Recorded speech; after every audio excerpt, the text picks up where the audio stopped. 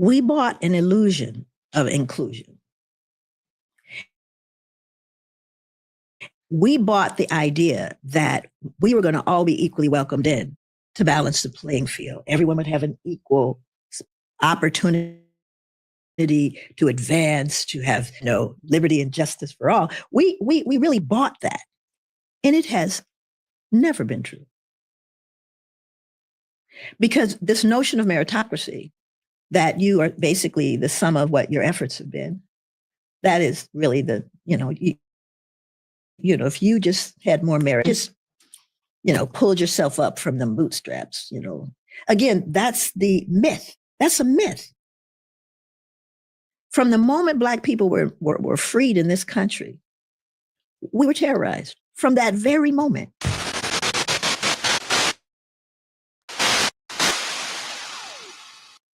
What is the key to not fall into despair and hopelessness? Oh, yeah, it's so interesting. It's so interesting you asked me that, because I do interviews all over the world.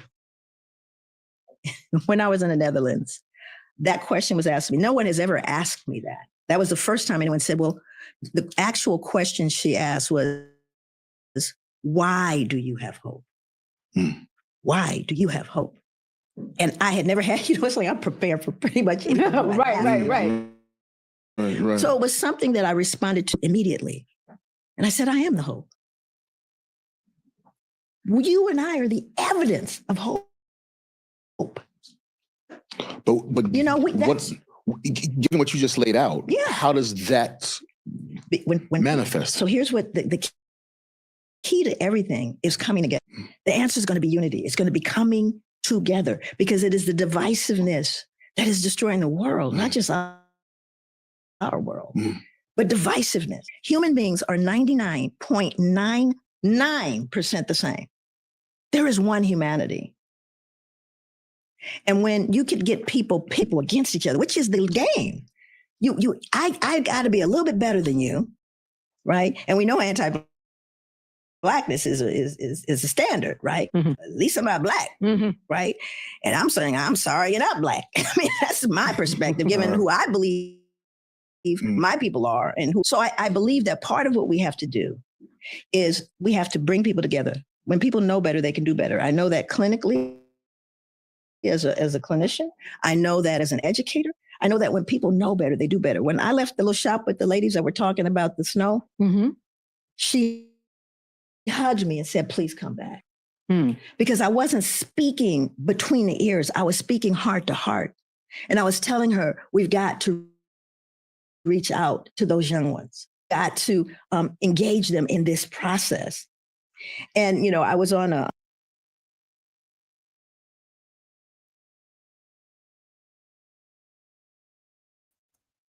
What is good, my people? We are live, back again with another live broadcast on the forecast. We back again. What's going on, Cassidra? How you doing today? I'm good. What is up? What's going on? This is a good one. This is gonna be good. Oh yeah. I liked it when she said, when people know better, they do better. But is that really true? Yeah. I mean, sometimes we know better, but we just don't want to do the work to do better. I think a lot of us know what we're supposed to be doing. Yeah, we know better, but it's work. It's work. Yeah. And it's not easy. Just like, people say, oh, I'm Israelite, I'm woke. But I don't see you building banks. Yeah. And I don't see you building your communities. I don't see you, I don't see you buying up land.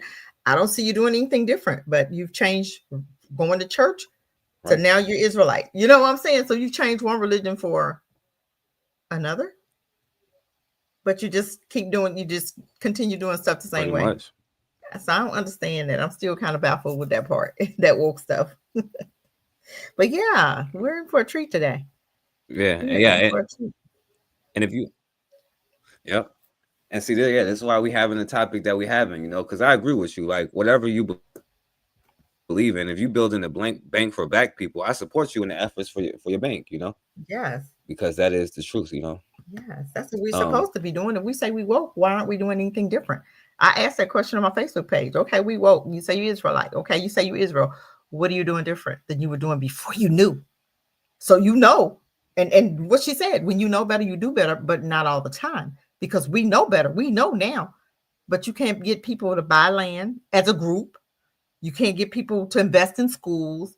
You can't get people to take their children out of their schools, because if you say you Israel, why are you still letting white folk teach your children? Woo, boy, wasn't that good? That's a good one, ain't it? Why are you still knowing better that these are your enemies and you still have them in their schools? You still banking in their banks. You still working their jobs. You didn't create your own businesses. You didn't pull your monies together and create your own banks. You didn't go and buy some land, pull your monies together and buy some land. And then when the black folk did buy some land, nobody supported them. You feel me? But you say you woke. Woke for what? If you're not going to do anything different. So I know what she's saying, but no, I don't believe it. I haven't seen it. And we know better. Because we say, oh, we woke, we Israelites. Oh, we God's chosen. Yeah, but you're not doing anything. So what's the sense in being God's chosen if you're not going to do anything different? You understand what I'm saying? Yeah, I feel you 100%. You know, yeah, if you're not, if it's not going to help you make a change, then why are you even talking about it? Right, right. You got two things up here. You know that? Yeah. Can you hear echo? No. No. But I'm just saying. I don't understand when we, that bothers me, because she said when we're supposed to be doing something different. Because hey, we God's chosen. Okay, but so what are you doing different? What are you doing different? Absolutely nothing. You're still doing the same thing that you were doing before you were woke. So what's the sense in waking up? Or are you really woke? Because like she said, when you know better, you do better. I don't believe that. I think that's the thing is, do we know better? We say we do. We say we his chosen. So why aren't you doing anything different if you're his chosen? You got a white group of people that's having their own white town. Okay, good. Let them go. Let's get our own black town. If you're gonna be here in America, go get your own black town with like-minded people that think like you. Let's buy some land. I'm not saying me, because I'm not staying here in November. I'm out. Okay. I'm not saying me. I'm just saying, if you're gonna stay here, get in a group, get in a community, pull your monies together. That one family, they had 100 people, 100 acres of land. 10 people had 100 acres of land. What are they doing with that land today? I'd love to know. They're not going to give them the money to build on it. You understand what I'm saying? And they're going to do whatever they can to take that land. I know America. So it's best, if you're going to do that, do it in Africa. Do it in another country. Don't do it here.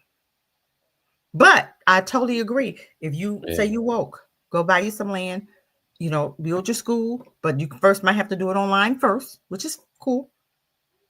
But do something different, because you know better. Let me see you do something different. And I'll rest with that. Yeah. And no, and let's go into, and before we do that too, Cassidra, because it's kind of pertaining. I showed it already, but I wanted to play while you're here. You remember that young brother? I can't go into too much detail, but there is some very, very, very odd stuff going on. Certainly under attack right now in many different ways, and I just want everybody to know he wasn't your typical. So this was the young brother that made the gasoline out of plastics. He's got a whole website. This is him. Yeah, that's some chills. Yep. Where's his security? That's what I need to know. Let me say one thing. But of course. Let me say one thing.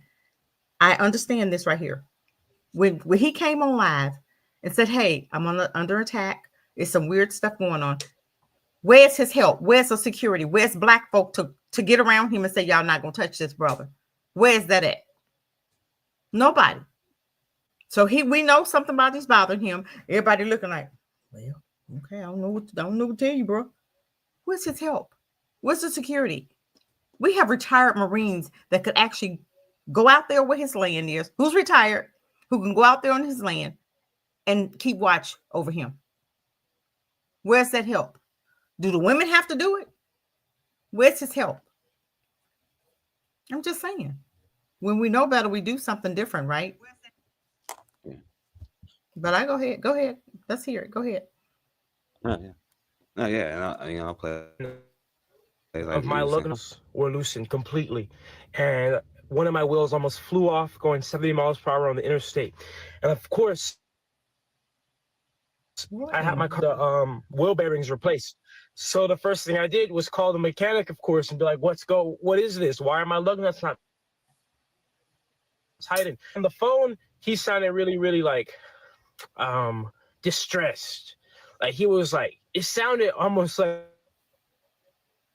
somebody was head the way he sounded on the phone. Like he sounded scared. A mechanical failure that could have easily cost him his life. But there is some very, very, I'm searching. You're in Oregon. What the hell are you doing in Oregon? Get out of Oregon. Ain't that a white state? Yeah, the whitest state. So why are you there? Go in Houston. Go get around some black people. You're in Oregon. That's the whitest state ever. And then you wondering why stuff happening. Ain't nobody coming to Oregon to help you. Come on out. Come from among. Be separate and learn not. Isn't that what he told us? Why are we not doing that? I don't understand. I don't know where this bothers me here. When we try to do something different. Go ahead. No. Yeah, I was saying because the brother sees such a descent as deeply disruptive. Imagine millions of individuals or small businesses being able to create their own fuel from waste at home, bypassing the global oil supply. This undercut fuel prices, but it could also upend the economics of plastic recycling, landfills, and fossil fuel extraction. It's no wonder his supporters believe his intention. It attracted the kind of powerful scrutiny and resistance reserved for true disruptors. As his following grew and his inventions gained more attention, Julian signs of living in constant fear. Over time, his posts shifted from hopeful and enthusiastic to increasingly anxious and foreboding. On multiple occasions being watched or targeted, and at one point, he went as far as to say on social media that he didn't believe he would live much longer. These weren't vague comments. I hate that for him. Julian seemed powerful forces were working against him. For his followers, it was both heartbreaking and haunting to witness someone so full of sick, right? This is sick. These crackers are sick because you know there ain't nobody but them doing it. They're sick as hell. But I was him. I would get me some. I'd get me some candy bars. I surely would. No transparent. But let me ask you this though, Cassidra. Yeah.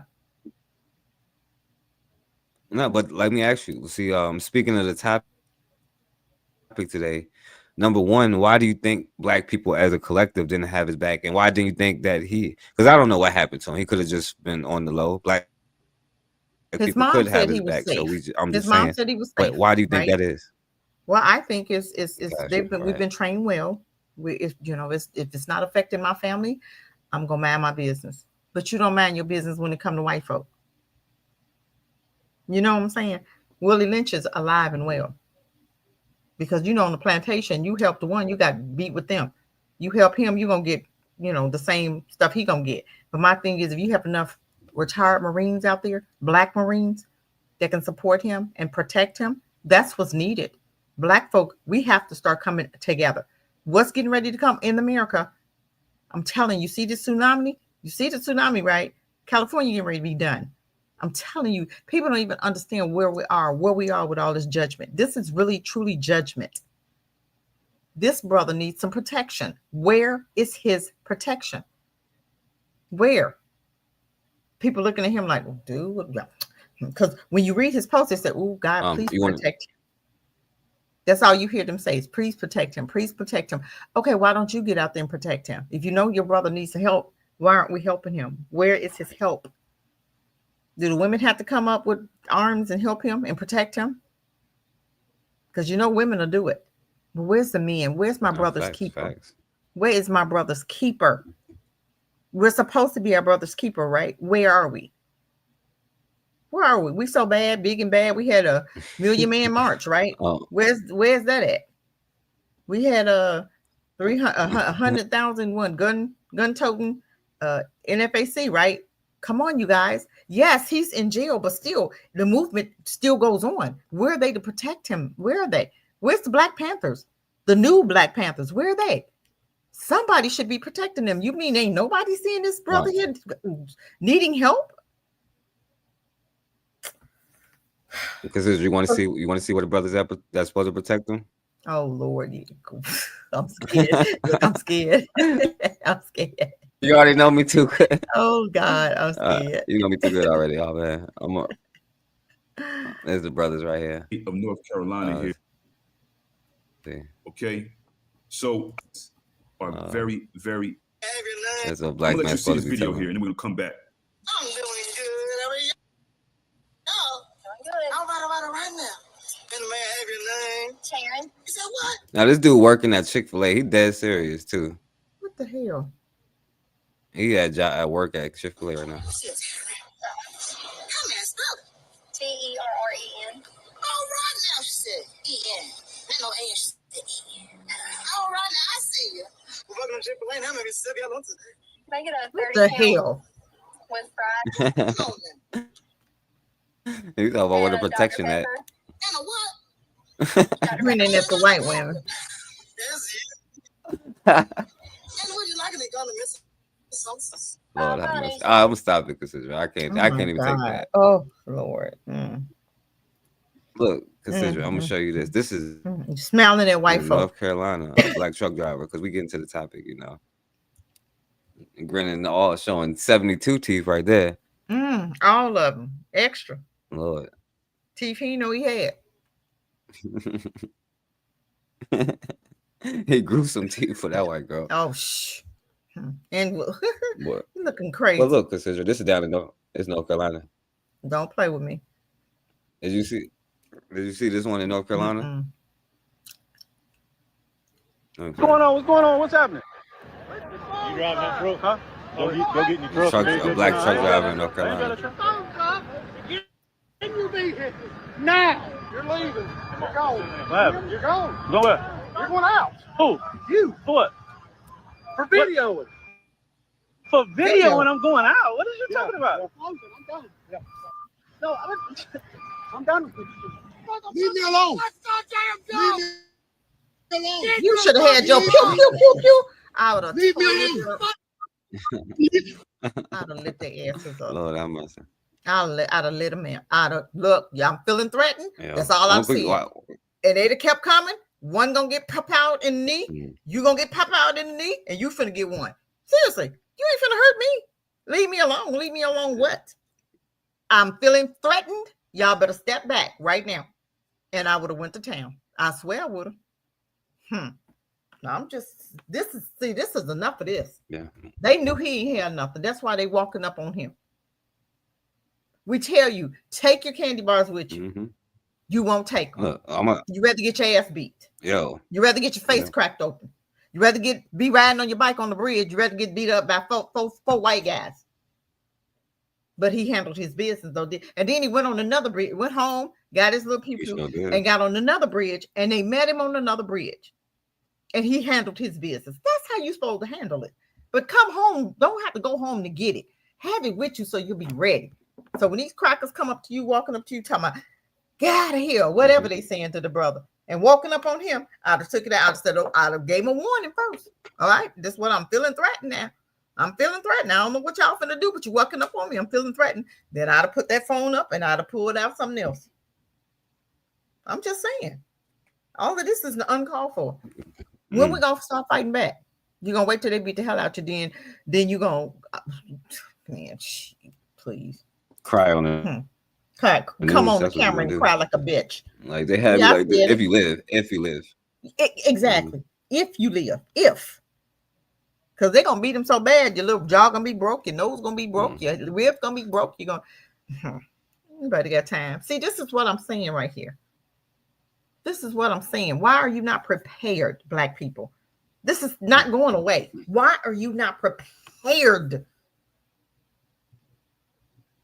The wrong one they would have walked up on. I'd have guaranteed they'd backed up. Because I'd have I'm feeling threatened.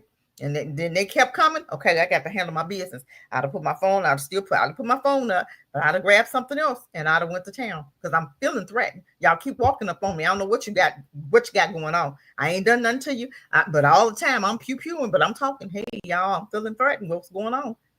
No, you're not gonna. You got to do something. Stop running like this. Stop it. What you doing? Why you grabbing me? You sound like a woman. What are you talking about? You can't handle them? Oh man, it'll get worse because.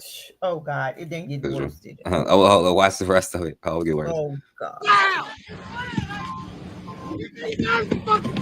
Let's go, bitch. Let's go. Get the fucking trunk. Don't get out of the truck no more. Take you out. Yeah. The sheriff's department's coming to get rid of you and your fucking mud.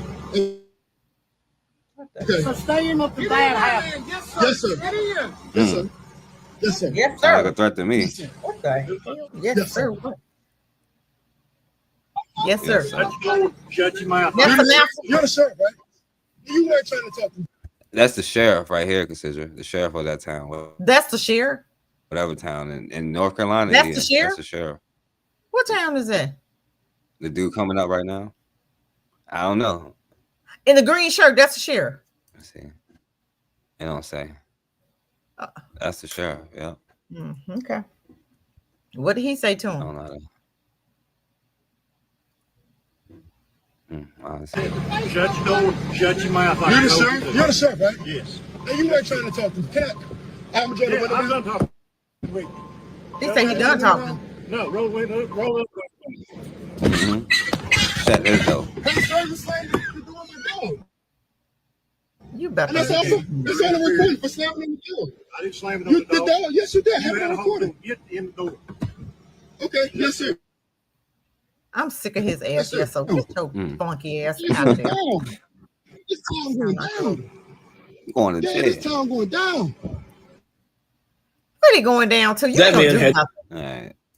Going down It's where? Shut up. Nobody Ain't going gonna do down. nothing. You too punk. You a punk. You ain't gonna do nothing. Just like your brother over there. Just like your brother over there. So, and before we get to the topic, Cassidra, I got to give you something positive. Well, semi. I don't know. Positive.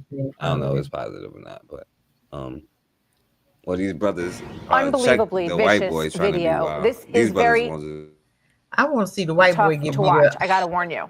Not that hard to watch. Here we go.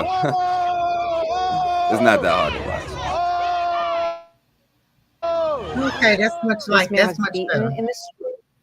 Okay, why was he over the beating? What did he weekend. say? He ran his mouth, didn't he? They didn't tell you about when he ran his mouth. Yeah. Turn them. Woman who tried Let me see to this. defend him also was punched and knocked out cold by a young man on the street. She should have As I said. said before, called 911, and this whole crowd, they're all concerned about getting this whole thing on video so they can post. Wait, hold on. She said one person called 911, so we gotta find out who was it, and it better not have been a black person that Who called. called 911? They always running and tell, huh? What happened? I want to see the part before this right here. I want to see what happened because black folk just don't up and beat you up. You was running your mouth. That's what you was doing. That's what I heard he was doing. I'm just saying. I want to see the part when he was running his mouth. In words and all that. Exactly. That's what I want to hear. All this they don't never hold themselves accountable. Never. But then when they get their behinds beat, then it's a issue. Yeah. It's not that hard to watch, so to break it to the Posted on their stupid phones. National correspondent Brian Yanis reports live here in New York. Hi, Brian. That's just to get you back on track. I feel much better now. Because I don't want to expose you. I feel much better. Why don't you go out here and talk trash so you can get your mouth knocked open?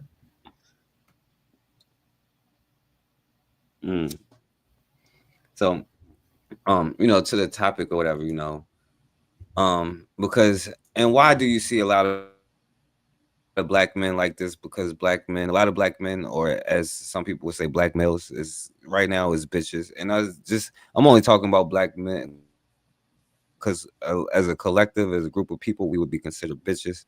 Because I don't know why we have the capacity to be the best and all of the characteristics and the physical capabilities, but our mentality, you know. So, and it goes deeper than like past slavery because we even allowed ourselves to be enslaved in the first place. But speaking now, though, right? How do we start correcting these issues? You know, because we cannot afford another generation of weak ass black people, weak ass black men, and I include myself in that. Men making bad decisions, black women making bad decisions, unstable homes, no education, and education as far as becoming somebody who can sustain their own selves, you know, like scientists and all these things, you know, people that can help us create things out of these natural resources and the land so you don't need anybody else, you know.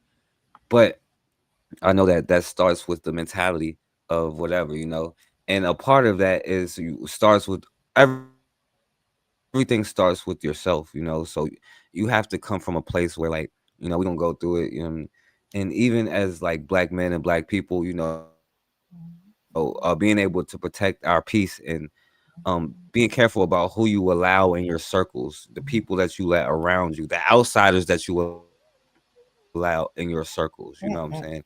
Because it can and probably will bite you every single time, you know. Mm-hmm. You got it. Yeah.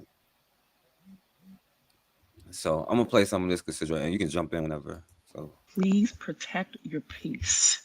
Okay, black men, please, please, please protect your peace. Now, this is something I need you to hear. I'm not going to talk you long, but I need you to hear what I'm saying to you, okay? You are a person. You are magnificent. And I know you're doing your best. I know that you have been dehumanized from every angle, okay? I mean, literally from history, America, the po-po, from us, from all the things, right? And one of the things that happens when you dehumanize is that you self-sacrifice. You do. And you do it out of love. You do it out of duty. You do it out of obligation. You do it because you want the people in your life to have peace. and considering, I'm gonna say this right because it's partially true, but that comes from a place of low self-esteem, low self-worth. So it's not actually you're trying to find peace through others, you know what I'm saying? Trying to find peace through something else because like she gonna say, you know, because I will tell you because it's real and I'll be telling you on here because I made mistakes, you know, even recently making mistakes still. Where like, you know, I was like trying to even be cool, just friends with like a mixed person, mulatto person, you know what I'm saying? But like you come to find out that, you know, that inner Karen comes out because like what I was saying was true, you know what I'm saying? And I didn't even listen to myself, you know? And why is it though that a lot of black men and black people, I'm speaking on black because we're gonna speak about black women too, but as far as black men, why do we seek out all of this trauma and drama and like women that we know would be toxic and dangerous and we have children with the women? I could never understand a man being like somebody's third baby daddy or something, you know, or like I was even fearful even the term baby daddy was probably why it led to me not having children myself or whatever. And you know, of course I had my issues and I'm still learning every day as we learn every day. And I learned that my focus is so how valuable that my focus is. Where if I focus, I may not have created plastics out of gasoline, but something as equivalent. And you have to be careful as a black man, black woman, whatever, where you put your focus at, because what you put your focus at is what you get. And if you're focusing on stuff that is going to destroy your peace, you're not even going to have the mindset capable to create things and to get out of this. You know, you're gonna be at Chick-fil-A talking about, oh, Dr. Pepper, you know, with your eyes wide open, you know. And I don't know if you all have something to say about that, considering. I'm just listening. It's just, I don't know. It's just, I don't know. We don't know any better. I mean, we've been so traumatized, right? They have gotten us, and I'm gonna tell you, it's white folk throwing the rock and us catching it and running with it. All they have to do is say one negative thing about a black woman, and black men jump on the bandwagon. Like it's our fault that they not home raising their sons. It's our fault. They want to blame somebody so bad instead of them blaming themselves. Because I'm gonna tell you what, if you a man, you taking care of your home, you paying your bills. Me as a woman, can I come in and put you out of your house that you paying bills for? That you holding it down? You buying groceries? You paying the electric bill? You paying the water bill? Can I come in and put you out of your house that you paying for? No, I cannot. That shows me that a lot of men back in the day wasn't taking care of their business. If you gonna tell me a woman put you out of the house, that means that her name was probably on it. That means that she was paying the bills. That means that you wasn't contributing, and that was her home, her apartment, or whatever. Your name wasn't on anything.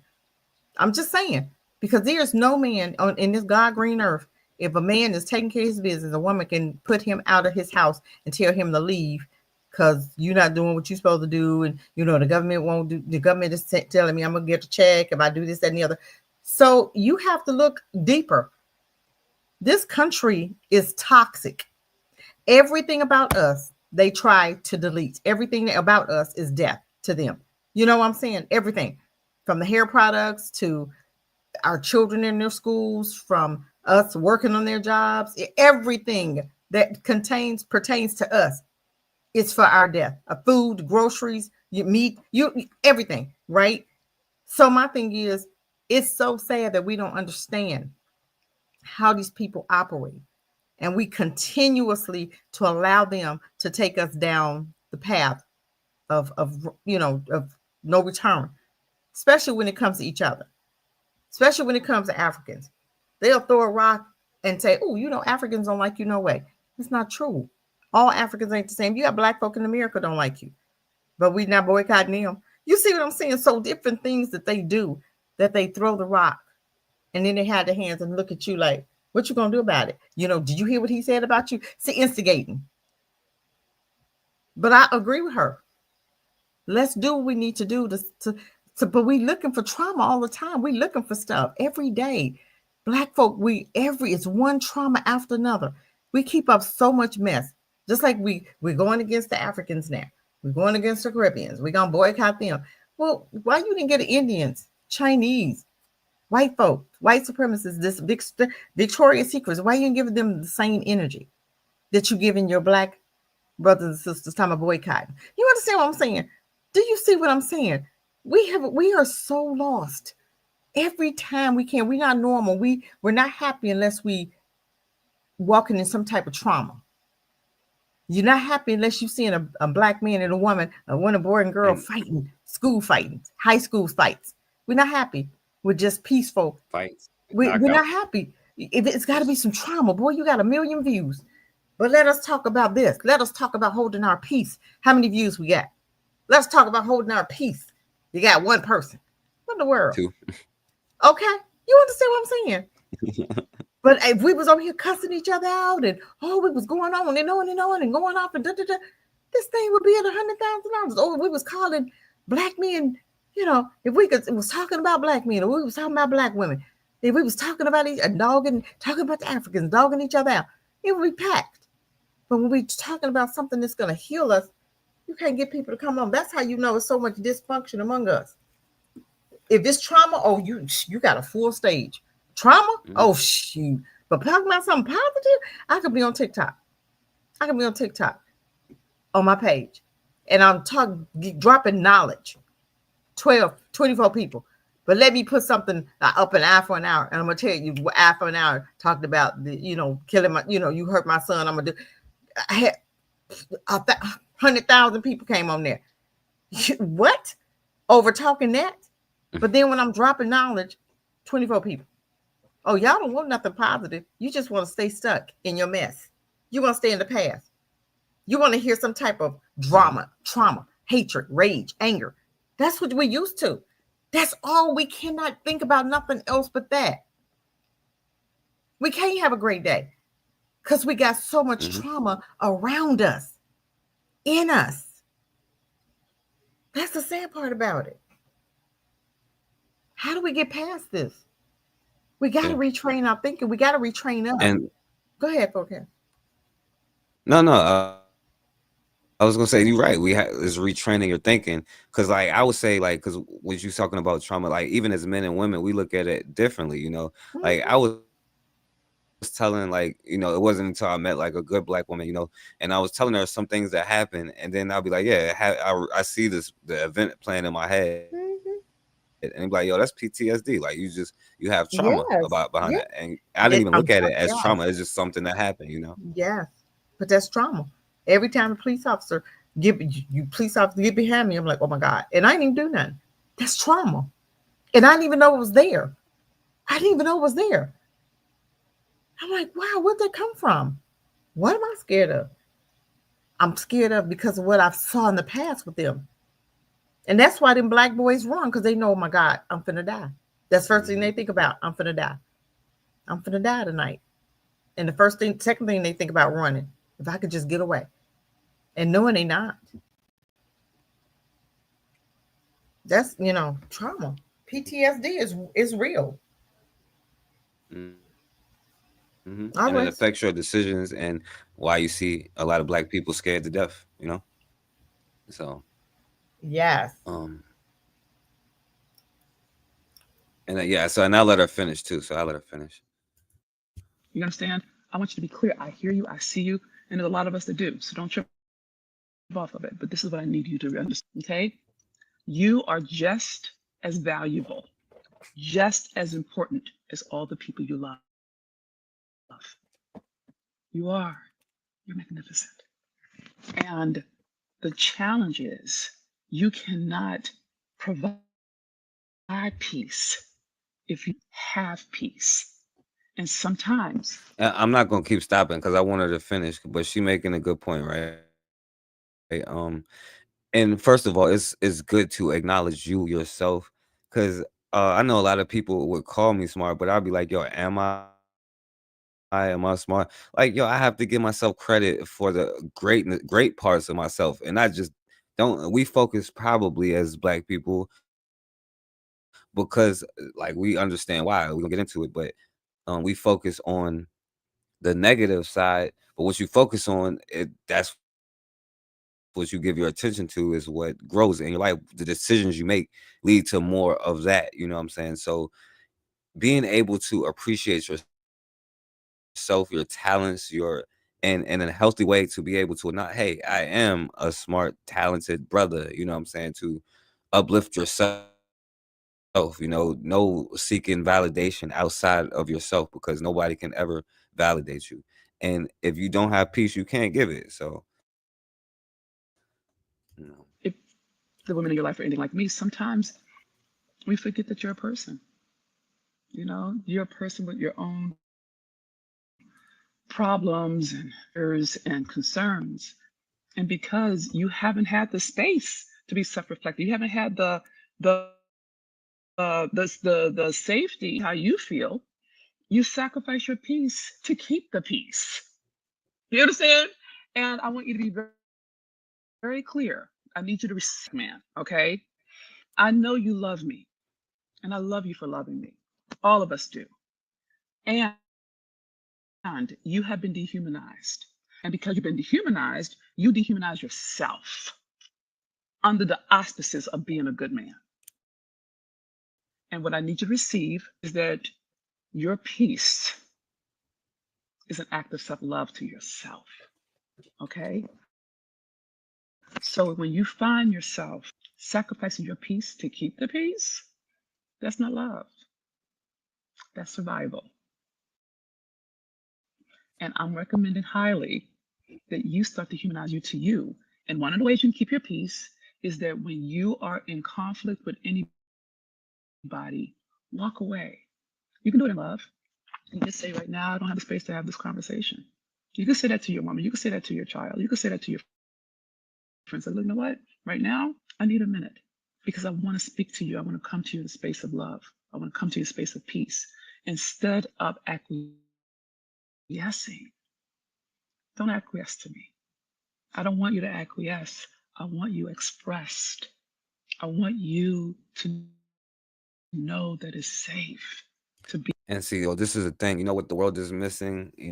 Despite what everybody says, is black men, black people. But we talking about black men's true expression of ourselves. We're afraid if we say, "Well, that's wrong," but if I say something, look what they did here. Fear and let's be sadness and anger and all of this stuff exists. And it's a place. And just like with the angry, you're supposed to be an angry black man. That's you use that anger to get out there and do something. Like, yo, I'm gonna make some. You know what? I hate these schools that they have us in. I'm gonna go support a black school, make a own black school for my child or whatever it is. I hate these Chinese in my area. I'm gonna start make a store or start a whatever it is. You know what I'm saying? As a black person, as a black man, but it's hard to do that when you coming from a place of, and I understand why, because as a child, whatever, all you see is black men ain't this, black men ain't that. So you coming from a place of like, I might not be good, I might not be this, or it might not be that, and you will hesitate to express the truth about who we are as men. And how do I know that? Because we would never be enslaved if black men expressed who we truly are, because none of us will be slaves. We're not slaves. Slavery wouldn't have mattered.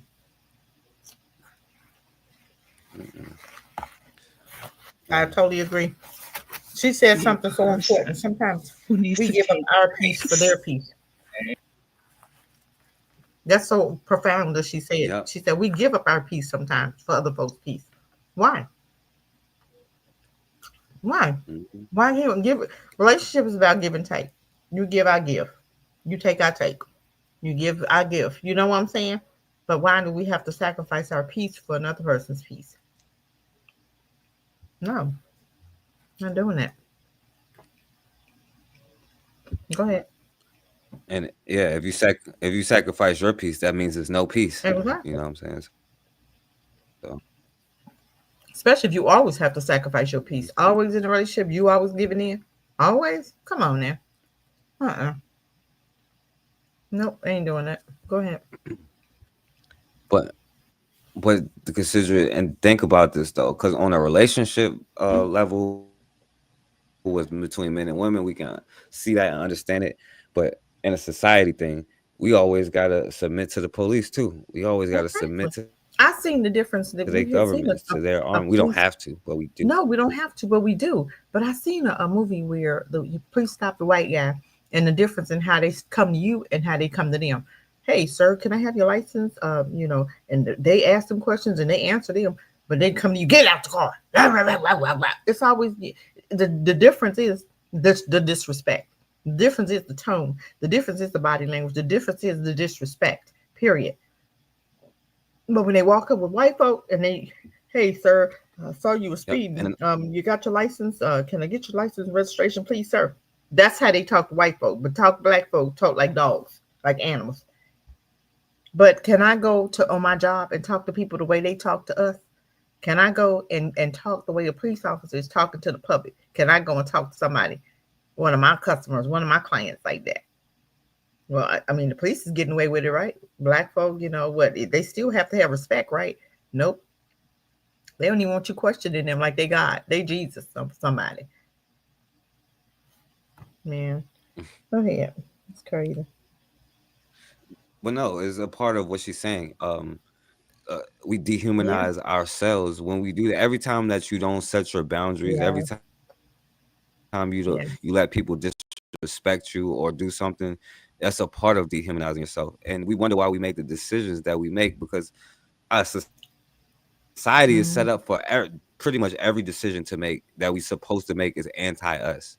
And if we actually stand against that, even our own people be like, what the hell is wrong with you? But it's because it's a sickness. You know what I'm saying? We are sick as hell. But until our peace and our focus means more than us than anything, and we're willing to die for our peace and our focus, like our ability to focus on what we want to, you know what I'm saying, to build we want, then we will always be at Chick-fil-A talking about Dr. Pepper. Oh Lord, have mercy. But anyway. Oh my God. Yo, shouts out to Jermaine Thompson. What, Jermaine? But man, let me finish. Okay. So I'm not going to talk you long. This is just, I was doing I did a post about peace, and a brother came on and he was like, "It's too late for me." It's never too late for you. No. It's never too late for you. We're perfect. To learn something new. The embodiment of the There's nothing lacking. She was saying, the brother said it's never too late. I said, to learn something new. Anything that you've done. Jermaine said, but we are afraid. Are we really afraid? Are we afraid, you think, forecast? Are black men afraid? Are black folk afraid? Some bitches, ain't gonna lie. Forecast. I'm sorry. I'm gonna say no. Of course not. We not. No, we scared as hell. We some bitches for real. And black people as a whole. Where did we get that fear from? We didn't used to be this fearful, did we? What happened? What happened? In the 60s, they was burning down some stuff. They was tearing up some shit. I mean, they was rioting and burning stuff down. That's why they had to give us the civil rights bill. They had to. They were burning America down. Them black folk were burning America down. They said, look, we got to do something. We got to give them something. That's why we ain't getting nothing today. You won't burn nothing. You won't fight nothing. You won't burn nothing. You won't do nothing. You won't do nothing. You just, well, master, can we have a glass of water, please? Mm-hmm. I could drink out the faucet, not to speak it. I don't even have to come. Oh, God. Okay, go ahead. Go on the toilet, please, sir. Just let me in here. A black dude across the street, like, I got fresh water. Like, yo, this water is from the middle of the earth. You know what I'm saying? Like, it comes straight from like heaven itself. And like, yo, I'm gonna get this toilet water from this white dude real quick. Oh God, we're gonna leave that for the white folk. the water from the earth, the center of the earth. We're gonna leave that for master.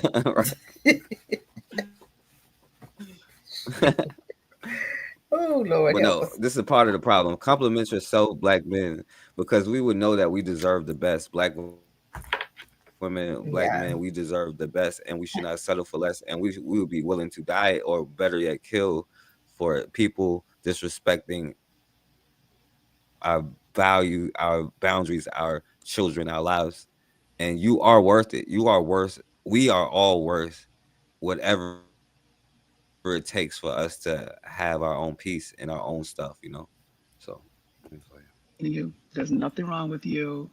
Anything that you've done, please forgive yourself. It was all in survival. Okay. Everything's been stacked against you since you got here. So I need you to really start having some grace with you as a human being, not a doing. Okay. So that's all I have for now. I'm not gonna hold you long. If you're fed by this word, please. All right. So, and shouts out to Matron in the building. She said, I don't think we're afraid. We're misdirected. The only thing they understand is violence, and they convinced us that talking to this cave beast is going to change I love it. Go ahead, Matron. Yeah, I feel you. Shouts out to Matron in the building. Yeah. Shouts out to Matron in the building. Yeah. And this is why I give black, because like you said, you made a good point. I was going to say, well, maybe because it's up, but she was like, yeah, black people was standing up in the 60s. So, and then you had like, we lost our black teeth. They like the one thing that seems to be a theme throughout like the time in America, what they call America, you know, is what they understood is easier to enslave a child than it is a adult who has known freedom before, because that adult who has known freedom will die to get it back, but a child who has been indoctrinated from birth doesn't know any better, you know. So let's go to the next point. I'm only gonna play a minute because he started talking. I don't even listen to this whole thing, but he started going. What's happening, fam? Y'all movement still moving. Book is entitled on Kindle and Create Space. Me as a black man, I feel like we need to draw lines in the sand and create and say, I got boundaries. You cross this line, I ain't messing with you no more. This is, you know, in America and globally, I think, you know, we need more boundaries. I'm gonna tell you why. Because of a lack of respect. When I look And I'm gonna use globe when I look out. All right, so I'm gonna stop there. But what do you think about boundaries and the importance of boundaries in the first place? Oh, absolutely. You have to have boundaries. You have to. You don't have boundaries, you don't have a relationship. You have to have boundaries. You have to show people your boundaries, and everybody has different boundaries. But so guess what? When you dating first, especially when you first start dating, you have to have boundaries. And there's always consequences for somebody overstepping those boundaries. You know, for instance, if you want to teach somebody how not to talk negative, when they start talking negative, you hang up, especially if they're on the phone, you hang up. You don't you establishing but you're letting other people know how you want to be treated also. So talk, then you show. When they violate, consequences. You don't just sit there and allow people to do anything and everything against you. And that's what we don't understand boundaries. We don't understand we have an option. We don't have to let them walk up on us and ask us questions and we answer. Who you think you are? I'm grown just like you grown. You don't have to answer them, but we do every time. And we'll walk and we'll go back and forth with Karen. Tell me why. Where's your boundaries for them? Where's your boundaries for them crackers? Them Karens that's sitting up there. You walk into your house, you walking into your apartment, and she go, "Do you live here?" Look, who you talking to? I don't have to answer you. Get out. You don't even have to acknowledge. Just keep the hell walking. Sometimes where's the boundaries? There's no boundaries. You have like me and just explaining to these white women. What am I explaining to you? Who are you to come in and questioning me? I'm grown just like you is. I wouldn't even answer. That look I would get her, she wouldn't even come up to me asking me questions anyway. They just know the face. But we have to show people boundaries. It's mandatory in every relationship. Even on your job, there's boundaries. Whoever you come in contact with, they need to know the boundaries. We'll tell our kids boundaries, right? Show them boundaries. My mom and dad, we show people have, husbands, boyfriends, boundaries. And that there are consequences. You teach your children boundaries, right? Yeah, go ahead. And see, this is a part of it, because when people violate your boundaries, they also come with consequences, know, and boundaries, like you said, it comes from like the children, but also the whole, like as a collective, you set boundaries around your group of people, you know what I'm saying, and you protect that, and when somebody violates that, it must be consequences. But let's get to this point here, as we're gonna make it more basic, I guess. A lot of times men think they're setting. Enough talking. Let's go ahead and watch this video. A lot of times men think they're setting boundaries and they're using that as an excuse to be insecure. What do you mean by that? What do I mean by that? When men tell women what they can and can't wear. When a man is saying that if I'm with a woman, my woman can't wear this. She can't do this. She can't go here. She can't go there. Okay. Right? And they saying that like, no, that's my boundary. And the woman is saying you're insecure. She's right. You are insecure because your boundary is for yourself, not for her. So if your standard was, I don't date women who dress like this, you wouldn't be dating shorty. You crossed your own boundary because you knew you don't want a woman who dressed like this. She was bad as fuck, dressed just like that. Your lust took over and you cuffed shorty, and now you telling her to stop doing some shit she was already doing. That's not a boundary. That's not because if the standard was for yourself, you wouldn't have dated shorty. Now you're trying to make a standard for her. That's not a boundary. That's an insecurity. And the thing is, if you control yourself, you don't have to control other. I mean, y'all told me. What do you think about that, Cassidra? I agree. As far as you can't come in and know, because sometimes you're friends with somebody, right? And you know that she's like this, or he's like this. You can't get with him and then all of a sudden try to change him to somebody else. No. And that happens a lot in relationships. You start, she's, I don't know. I'm trying to come up with something, but no, you have to, it's not about change. Like he said, you're not here to change the person, because especially if they was doing it before you got there. and either you're going to accept it or not. If you marry somebody, you dating him, he leave the toilet seat up, either you're going to accept it or not. I'm just coming up with something, you know what I'm saying? But if he been, leaving it up, the respect of it is to put it down.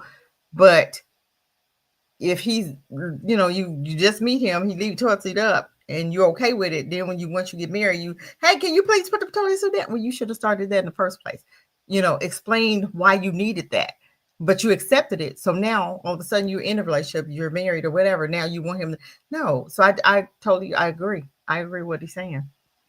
You can't come in changing somebody in the middle of the situation. Yeah. It starts in the beginning. If that's who they are, that's who they are. You can't change that. But go ahead. I'd like to hear more what you got to say though. No, yeah. Well, that was all. That was the whole thing. Oh, but okay. What do you think? Yeah. Well, yeah. I'll say this. Right. So I used to have this. You know how people be like, "Oh yeah, you try to fit a round peg into a square hole," or something like that. And the thing is, right? You have to wait for the square peg or whatever. You know what I'm saying? So it's like a concept called the square peg. Because the problem is, and I've been guilty of this, right? Like you date somebody or whatever, and it's a ton of red flags that you see. And the problem is, I think that a lot of people, a ton of them, and then you try to change those certain red flags because I don't know why, as a relationship thing, people get certain things, but when you see those red flags, you ignore them, but then later on, it always comes back to bite you. You know what I'm saying? So you first have to ask yourself, and this is the point of like where I think he's saying, like when I'm trying to change somebody who's already been doing something, then yeah, it comes from an insecure place. I'm trying to change somebody for me, but the thing is, if I had the boundaries, for myself, because all of these things is for yourself to protect your focus and your energy, right? It's to make sure you don't end up in situations where you have like baby mamas and all of this stuff, or baby daddies and all of this stuff, or you make certain decisions because you won't even put yourself in certain positions if you think certain ways, like going back to thinking more positively of yourself. And I value and love myself so much that I would not cross this, line of this person. I can't change. This is who this person is, but when you don't listen to that type of stuff, it will come back to bite you every single time,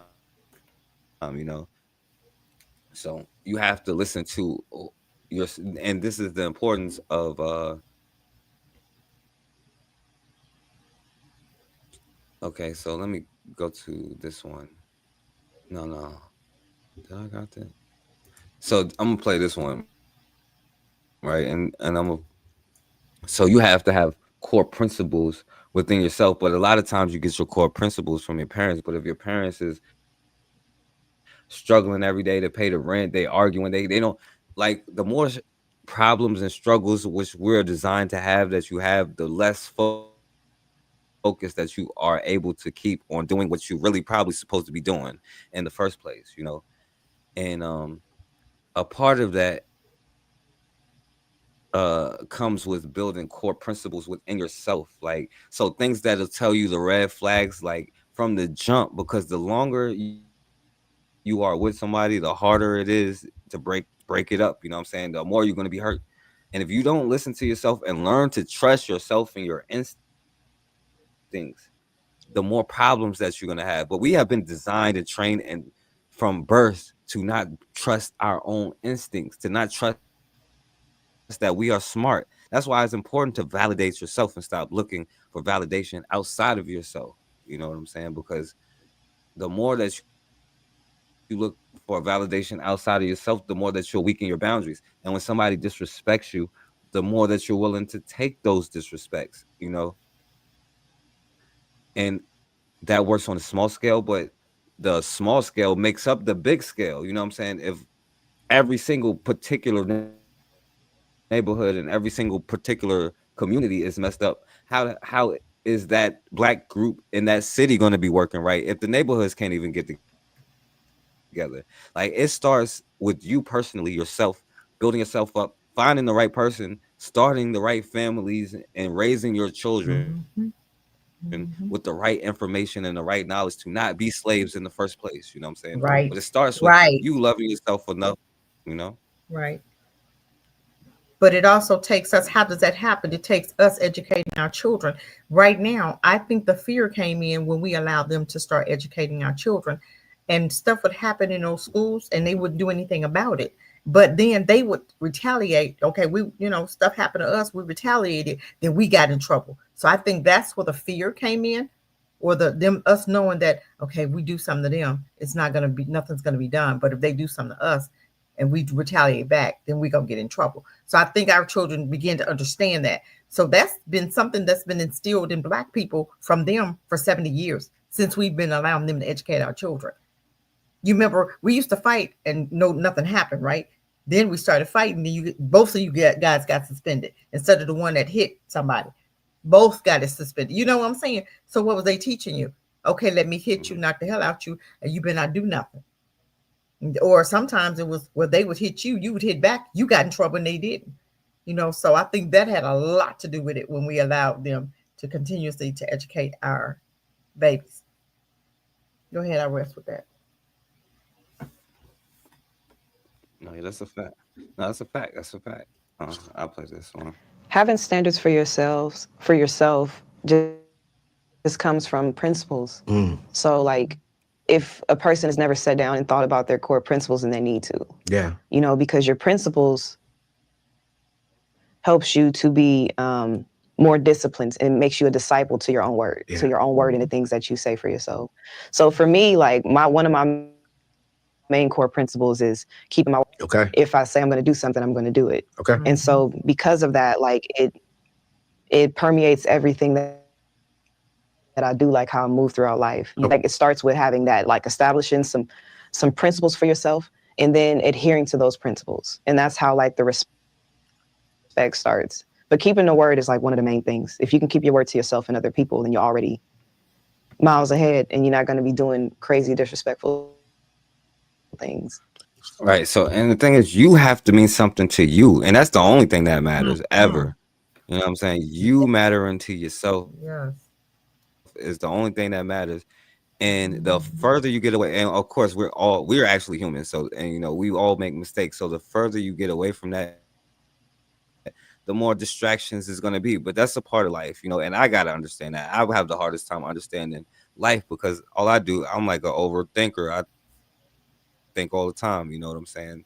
But a part of that is like, once you establish who you are, your principles, things you won't violate and go cross in every aspect of your life, it's going to help you to build smarter, better habits, whether it be like a morning routine where you like do like 10 push-ups and sit-ups or something, or I read a book a day, or I listen to somebody, I learn about stocks, or I learn about making businesses, or I learn about LLCs, or I do a little bit of work on my business in particular and how I can make my life in particular better. But then also the principles about who I am. I'm a Black man, and I'm Black first, Black only. You know what I'm saying? So what can I do to advance? So I know that my grandchildren, when they're born, they ain't got to be like, oh, damn, the police behind me and their heart start racing. That is PTSD. That is trauma. It really is. You know what I'm saying? And the way that you stop that is by making boundaries and enforcing those boundaries, and not being dependent on nobody else looking for no damn validation, or even if it be a job, you know what I'm saying, to barely make it. Because I'm like, how are we not mad at their system, at their insurance, at the paychecks that we get, at the prices at the grocery store? We should be mad about all that stuff 20 years ago, but now y'all mad. Like, no, like, forget that. Like, I would have, I'm gonna stop there. I mean, you're right though. You're right. We still should be mad. We still should be mad because those prices study going up and ain't no paycheck went up. When minimum wage ain't went up in 20 years. So why we ain't mad? And why is we still making $15 an hour, $10 an hour? AutoZone. I was trying to look for somebody a job there, and I asked them, hey, how much you get paid? Oh, $10. I said, they still pay people $10 an hour? What the hell? Grown man? girl. Where you doing that at? What you supposed to do with that? What's that? Just a part time? That's a job, full time. $10. What? Well, I didn't even know we're still making $10 an hour. I was like, what? These are grown men. You mean that's for teenagers, right? No, that's what 10. You know how much money AutoZone makes? They rack up. It's like a auto place. I don't know if you guys have AutoZone where you guys at, but it's like an auto place where you go there for auto parts, right? And I'm like, I can't believe when it got and these grown men. I said, y'all make 10. I could not believe it. I'm serious. I'm thinking at least, come on, you shouldn't even be hollering $15 an hour with rent $1,500. How many jobs you got to have to pay rent? But we got to get back to the basics. We have to get back to, like you said, we got to get back to boundaries, because once you lay those boundaries down, you got a mess. You have out of control relationships, out of control house, out of control everything. We as parents teach our children boundaries, don't we? My door closed, you knock before you come in, right? That's a boundary. You get in the car, you put your seatbelt on. You don't ride with the seat. It's just things that we have to start. We've always done.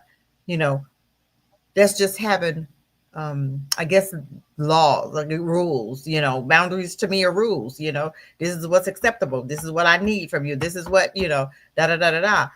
But I'm telling you, some people don't even know how to do that, and some people allow anything. And I don't know if they weren't taught those boundaries, or some parents weren't parents. They were out there doing whatever. So they really didn't learn those boundaries. So that's when you see, those. And I think that's when I see the men coming and abusing the girls, and, and the girls allowing it.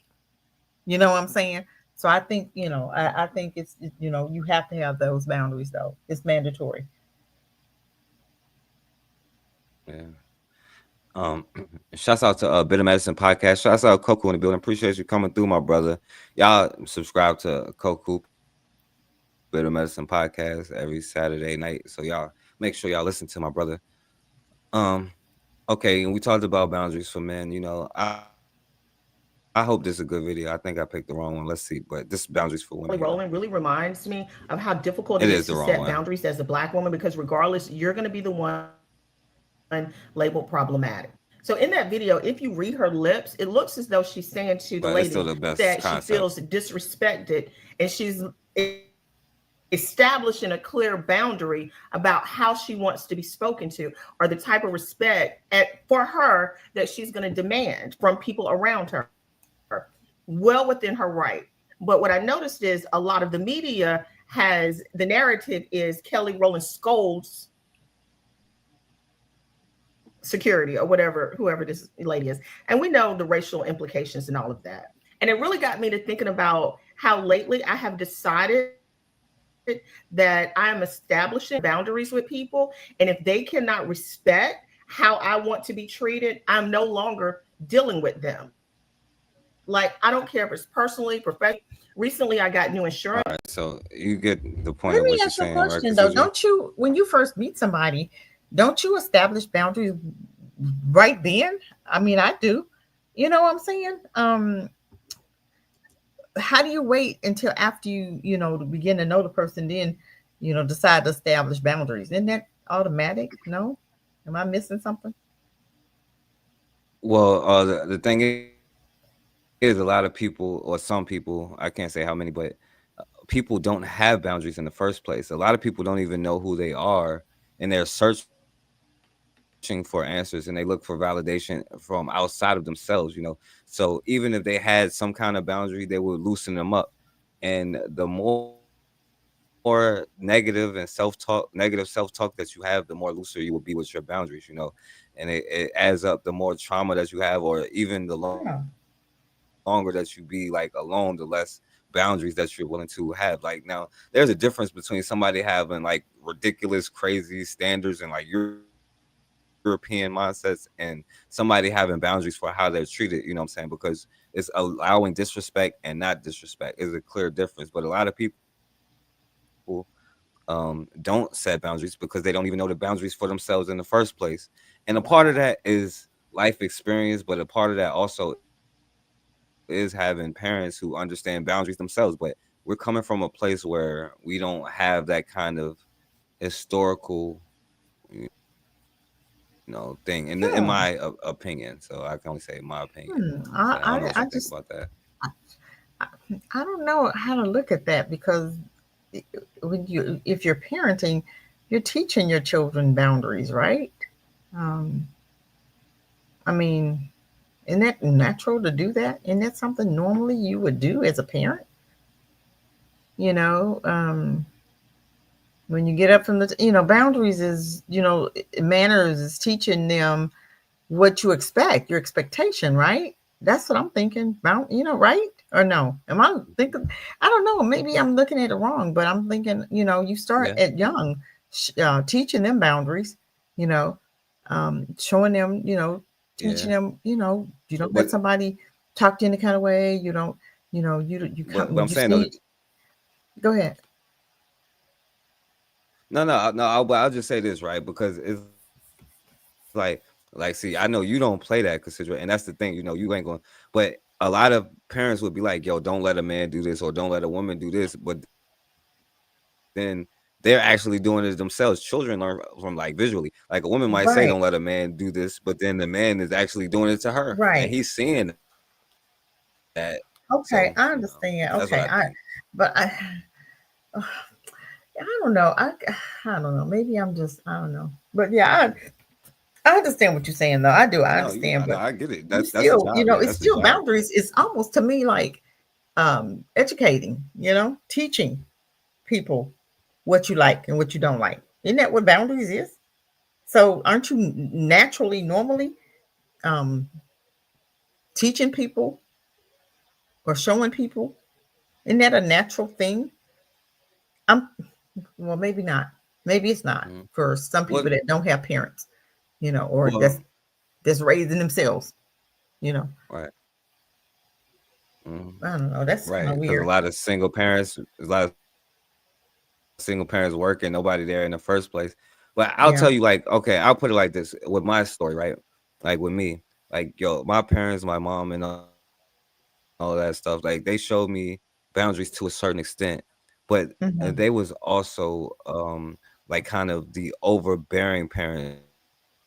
And so, I had to actually learn certain things.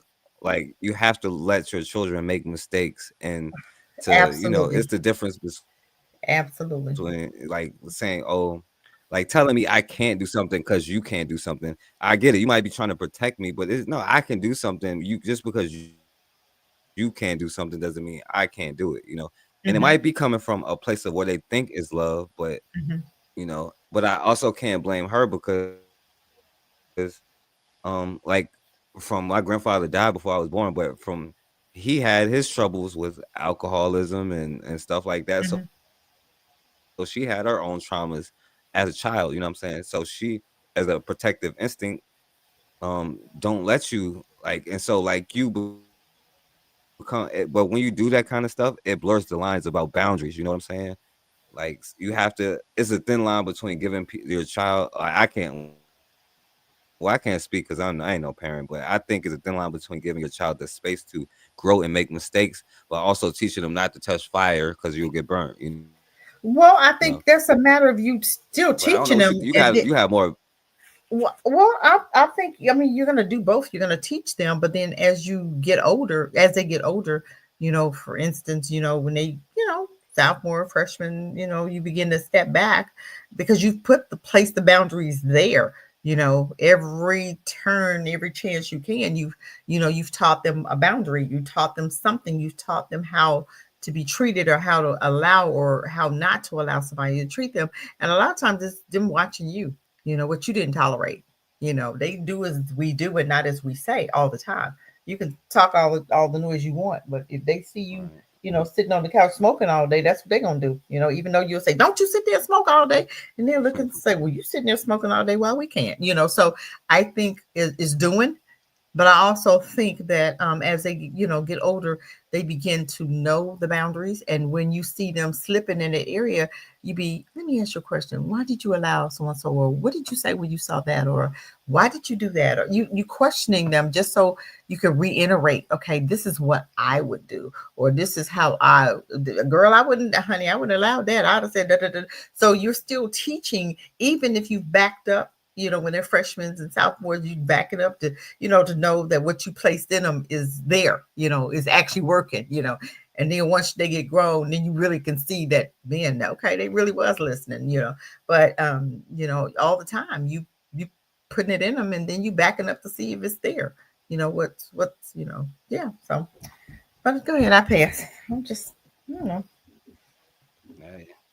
No, I agree. That's a good point, and because and I don't know if I had it on here later, but as an elder, teaching never stops. Shouts out to my brother Anthony in the building. Appreciate you for coming through, You're right. Never stops, brother. Never. I'll play. I'll, yeah, there's always teaching, and all right, so let me play just a few.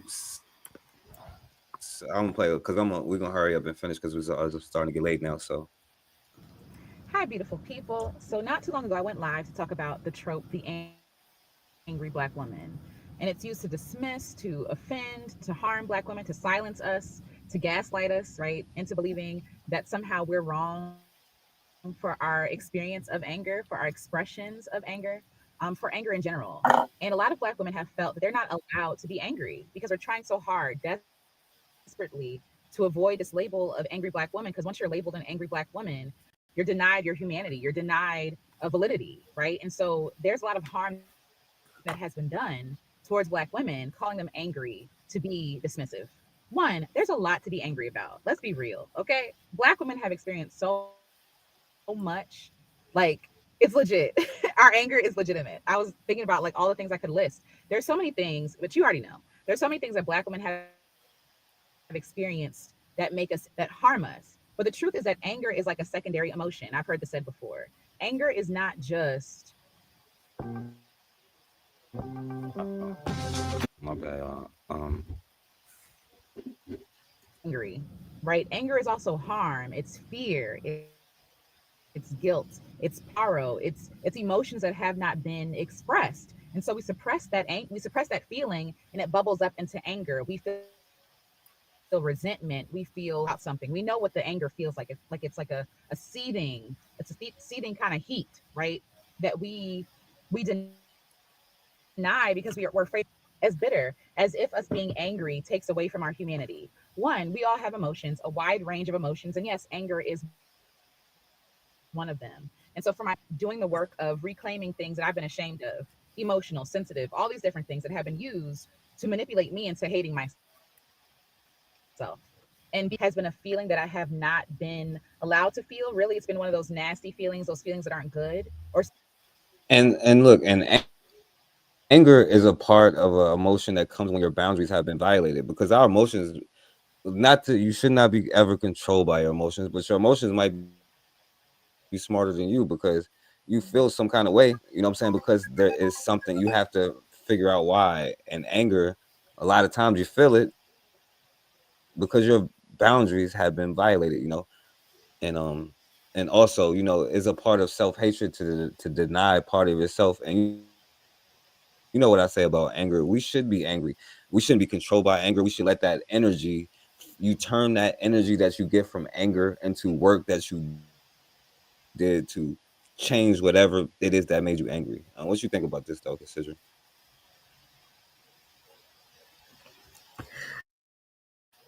You know what?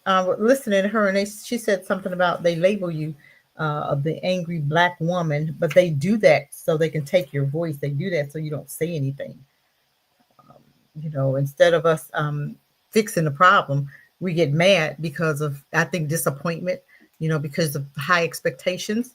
Lower those expectations sometimes, and you just be like, okay, and you won't get so angry. If you're always expecting, because people are going to be people, it is what it is. And instead of getting angry, you just you fix the problem, you fix you. You stop, expecting, all these high expectations of people, and what they've been showing you, that's who they are. You can't, we just cannot fix people. What you see is what you get. It is what it is. There's nothing's going to change with that man or that woman, because if that's their character and that's their integrity and that's who they are. So, you being this angry black woman, and I do believe that they do that as a label to shut you down, to shut you from talking, to make you so that you don't say anything. That's why. And then a lot of people just stay mad and they stay angry because they feel like, okay, I ain't gonna say nothing because I'm gonna keep the peace. But then, like that woman said, you keeping the peace, but you don't have peace. So hey, discussion, communication is good. And if that man thinking you always fussing, what that means he don't know how to communicate, because communication is us talking. It's not it's not fussing. It's communication. Calmly discussing and ironing stuff out. And communication is communication. And some people just don't know how to communicate. Go ahead. Yeah. No, that's a fact. That's a fact. And let's go on to the next one. I'm gonna play this one. Let me see. These people that you have consistently, and what happens upon freeing these people that you have consistently demonized, dehumanized, victimized, and oppressed? How do you coexist? And some, like Thomas Jefferson, didn't believe it was possible to coexist. Suggests that they should be moved way beyond, back to Africa, away from the memory, the 10,000 recollections, to quote him, of what has been done to them, that he believed would end up causing the extermination of one or the other race, white or black. He didn't believe they could coexist because we'd remember what was done to us. So what do? You erase the memory. And education in America has done just that. They have placed us in history in a way that allows them to see favorable. Case in point, the Negro problem. The Negro problem, which was part of the white man's burden, they kind of Yeah, I'm gonna let her finish too, but because the Negro problem, they've been saying this since George Washington, but they use Abraham Lincoln since they use him as a hero, and they used to call it the Lincoln debates, like with the presidents now, and he brought up the Negro problem. That's when he said Negroes should be shipped out of America, because he said the same thing as Thomas Jefferson, and so even to this day they have in the president election. If you notice, like they have a bunch, like, well, what do we do about the economy? What about foreign policy? But they always have a question in there. What do we do about the Negroes? What do you feel about reparations? How do you feel about the civil rights movement? They always have one particular Negro question, but that's just the Negro question that she's talking about of American history. But it's been there since George Washington. After the Revolutionary War, that's when he put the Fugitive Slave Act thing out, and they started locking black people up. So anyway. in history in a way that allows them to seem favorable. Case in point, the Negro problem. The Negro problem, which was part of the white man's burden, they kind of reframed this whole enslavement issue by saying, we're just trying to civilize you. Do you see? So again, we have to understand how that operates systemically. So now what we're saying in an educational arena is that basically this whole idea of enslavement was for your own good. And then we have to now we've already convinced white people of that, so that they can, again, go to church on Sunday. And I say that deliberately, because that's in fact what they did. After lynchings, after rapes, they went to church. And what happens upon... y'all should definitely read her. Man, y'all she's should read amazing. her book here, the Post-Traumatic Slave Syndrome. She is amazing. I love her. Living or has lived in the United States may be some of our... Why so low? So, I don't know. I think it's the video. Oh, okay. Y'all see that she ain't really saying, she's just saying like, yo, this book is great and awesome and everybody should listen to it. But I'm gonna play this, because. But didn't she say something about Thomas Jefferson didn't think that we could coexist with them? Didn't she say that? Yeah. I totally agree. Yeah. So why do we keep trying? He already told you that we would never be able to coexist, never. And our ancestors separated us and said, okay, we're gonna go over here and live. We're gonna go do our thing. And we said, no, we're going to try it again. And came right on back and tried it again and still getting the same results. Still can't coexist with him. Still can't get along with him. Then we turn around and say, okay, let me go ahead and give you our babies. What in the world? What kind of mental illness is that? Knowing they didn't know how to treat you on your jobs, knowing they don't know how to treat you, you're going to give them your babies unsupervised. What is going on here? And still doing it. Go ahead. Well, no, yeah, and this sister is breaking it down, like why we do that. You know, There's I'm gonna let her break it down. kind of Why we do fundamental this. basis for post-traumatic slave syndrome. How many of you are familiar with post-traumatic stress? Mm-hmm. But when we start talking about chattel slavery, we're not talking about one trauma.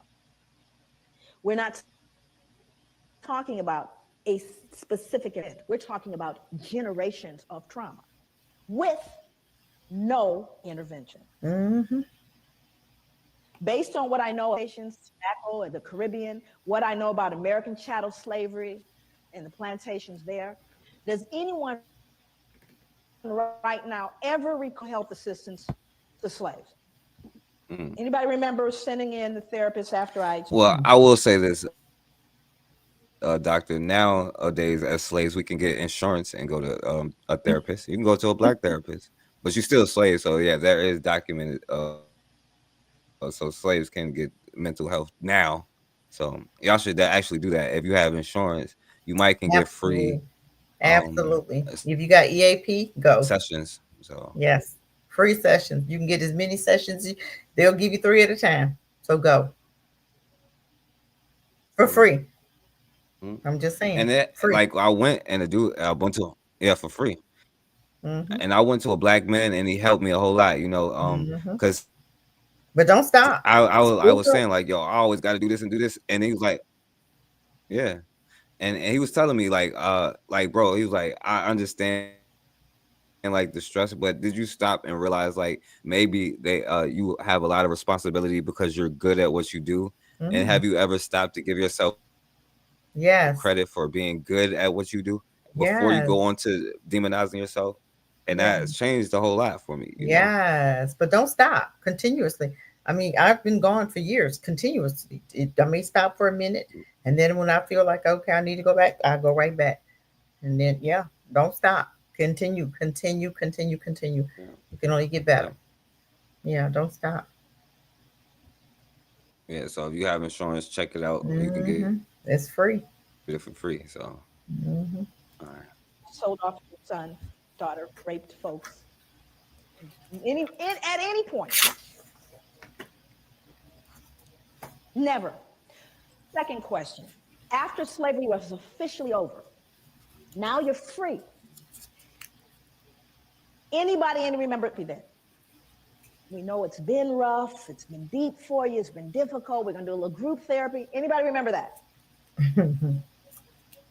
That would be number 3. After slavery officially ended, both in the States, in the Caribbean, the British ended, do you remember whether or not trauma continued? Well, it never ended, so. Did the trauma continue for people of African descent? I need to Still know. Going on. Okay, so now let's do the math. Hundreds of years of trauma, no treatment. 3, more trauma, no treatment. What do you do the math? Do you think there may be residual impact from that trauma? Of course there is. It didn't end, friends. It hasn't ended yet. So I think on one point, African people and people of African descent are extremely resilient. Matter of fact, I think we're a miracle. Far be it for us to pathologize, look and cast this idea of weak and sick people. Oh, on the contrary, I'm profoundly resilient because we've done everything we've done thus far with no help, with not even ability to have discussion. On the negative As though it were loop, possible, we did all this. Injury in all those hundreds and the years of time. So this kind of journey I'm going to take you on is going to be one that really gives a perspective on what this trauma was, what it looks like, and clinically, what is post-traumatic stress disorder? What does it look like? Let me give you a little snapshot to it in more depth a little later. But post-traumatic stress disorder, if in fact you are diagnosed with that, again, remember, direct or indirect trauma. I'm sorry, not to cut it off. This is what it looked like. Trump! Yeah. Yes, sir. Exactly. Yes, sir. Yeah. That's what it looked like. Mm-hmm. My bad. Some of the symptoms. And that dude from Chick-fil-A. A feeling of foreshortened future. Now, what does that mean? A feeling. And well, voting for Democratic Party. Running into young people. Talking about Kamala Harris. Biden. I'm talking about both of them. Voting for Trump. Well, Biden freed his son because as a father, I would free my son as a father, so I can see why. Well, he shouldn't have made the crime bill then. He lock his ass up. Exactly. But we're gonna give him the highest seat. Thanks. Roll it back. It's like we can understand what the it's slave syndrome. I talk about trans. I'm not hard on the So Queen's how does a person that's syndrome. traumatized by post-traumatic, literally has a diagnosis of post-traumatic stress disorder, and can we, if we are logical and we are reasonable people, assume that a fair number of Africans had to have had post-traumatic stress disorder? You think? I'm not talking about us. I'm talking about them. Untreated, though, right? Okay. So now let's do the math. Mom saw dad sold or sister raped, has post-traumatic stress disorder. Still mom, though, right? Only mom now has outbursts of feeling of foreshortened future, difficulty falling or staying asleep, hypervigilance. That would be mom. Now, Johnny or Mary or Shaquisha did not have the original trauma. But what are they learning? This is called social hearing. And by the way, your DNA, like from your parents and stuff, it stays in your DNA. So you probably still do have that trauma. Oh, from, yeah, like, it don't change. Yeah. All the way, that if it never got healed by any generation. Absolutely. So you mean stuff that we dealt with in slavery, our ancestors, we still deal with it today? And this is why we see Black folk act the way we act today, because of stuff from back there? Oh, okay. I'm just asking for a friend. Yeah. Mm-hmm. Go ahead. I am my grandma. I am my granddaddy. You know, they DNA make me up. You know, I am all of my ancestors and all the stuff that they ever been through. Yeah. And they not only do that, they actually teach you. If you want to look at it on the physical, like they actually be like, yo, don't keep your eyes on the ground. Like, don't walk over there with white people. Like, always talk up the Democrats, because like they teach you these things and you pass it down to your children, and then your children gonna be sitting there like, well, Joe Biden was good, just like they like Bill Clinton was good, you know. Yeah, we had to vote for the lesser of two evils. Anyway. What the hell? Am I normalized? What the hell? Lesser of two evils. Oh no. Satan or the devil? Which one? Satan or the devil? Come on now, pick one. Well, Satan actually is not as bad as you say they is. See, the devil he actually want to kill you, but Satan, he just want to he just gonna kill torture you slowly. But the devil, he will kill you right away. So he gonna torture you to death. Now Satan, he gonna kill you right now. That's the thing. So I'll take the slow torture, maybe. Anyway, I'm sorry, y'all. Not have the original trauma. But what are they learning? This is called social learning theory. What am I normalizing? Exaggerated startle response, outbursts of anger. Are you following me? I didn't have to be traumatized. Now, the other thing is, do you think Johnny and Mary got traumatized too? Mm-hmm. Do you see? So what happens in your environment, you learn from the significant. And if they're broken, guess what you're going to be? Mm-hmm. You're learning from broken people. Yep. And you're normalizing that behavior. And then it becomes, years later, 2008, that's their culture. Yep. That's their culture. That's European culture. Ain't that something? That's their culture. Right. But they have been doing all that gay stuff since before. So. Oh, God, yes. Please. We learned that mess from them. Nasty bastards. That's what happened. It's hard to come amongst enemies without getting the residue. It's hard to be around all that dysfunction and it not impact your life. Listen, I can only imagine the first brother that was walking through the forest in Europe and seeing like a European, I don't know, you can only imagine what they was doing over there. Walked up on the forest and they started talking about this the queen. He got trauma. Our community needs a lot of work because we are suffering from PTSD, post-traumatic slave syndrome. Look up Dr. Joy DeGruy if you want to find out more. She's one of the foremost thought-provoking people. All right, so I'll play this last one and then we'll be done. I am Dr. Joy DeGruy, and we are playing Is It Post-Traumatic Slave Syndrome or Not? The current gender war between Black men and Black women. I'm very hesitant to, that's going to be one where I think that we have a lot of stuff that came out of enslavement. And there's been a lot written about the fact that during slavery, the position of men was one where they could not protect their families, their wives or their children. And that kind of led to an avoidance, right? And pain and humiliation. And so how much love, how much vulnerability are you going to have when the person you love the most can be just taken from you or given to someone else the next day? So I think that's real. But I also think that we have bought into some of the social ills that are already here around materialism, what manhood is, what beauty is, what the expectation is in terms of, what I believe or as a woman or what a man believes he should do or be, how much money you're supposed to have, the level of education. I mean, that is somehow embroiled in America itself. So I would say that toxicity is already there. And with the history of trauma and the history of harm, I think it exacerbates it. The wealth gap. The wealth gap was built in following slavery. Following slavery, Black people were never introduced equally or justly into the economic possibilities of America. We had to create it for ourselves, and it has never, ever been parity or just. And we actually surpassed them and then they like attacked it and burned it down, but that's a whole nother story. But as far as the what we're talking about with the issue between the genders and stuff like that, and it's like she said, I'm pretty sure Black men and Black women have had arguments going back to thousands of years. You know what I'm saying? I'm pretty sure we was doing something pissing them off and they was doing something to piss us off, but we cannot underestimate the trauma from each one of our lives. We don't even look at what is trauma as trauma at this point, and even when we're dealing with each other, and why this is important is because your children is going to be the generation who is coming up after you, and you got to put them in a better position than you in. But it's hard to do that if you're picking your partners out of trauma. All y'all want to talk about is Black leaders and this Black con, whatever.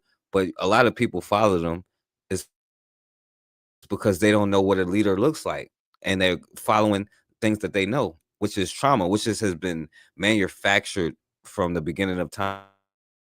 One of the main things that done is to divide the Black family, because without a Black strong household, there can be no Black strong neighborhood, community, city, county, state, country, none of that. It starts in the home,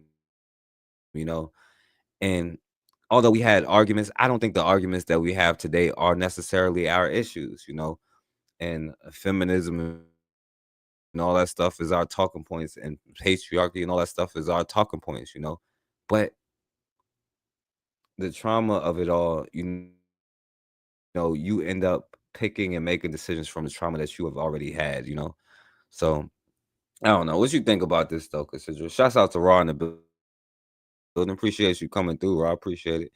But you got any thoughts on that, Cassidra?